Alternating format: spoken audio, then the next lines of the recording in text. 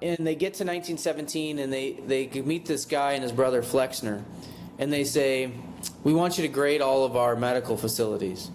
And so they come through and they come up with this huge, massive report, and a lot of the report says, well, we're going to give you ratings of A, B, or C.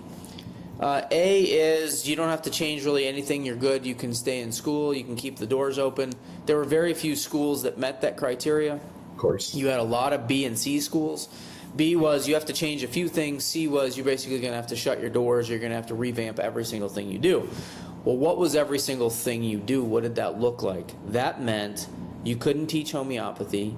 You couldn't teach herbalism. You couldn't teach physical medicine. You couldn't teach dietetics. You couldn't admit women. You couldn't admit students of color. That was what the Flexner report was saying. And so it shut the doors to so many schools. Well, what a lot of people don't realize, I believe it's in Washington, D.C., there's a statue of Samuel Hahnemann. Samuel Hahnemann is considered the founder of homeopathy. He wrote a book. It's called The Organon of Medicine. The Organon of Medicine is not the Organon of homeopathy. It's the Organon of Medicine. He just discovered homeopathy as a tool.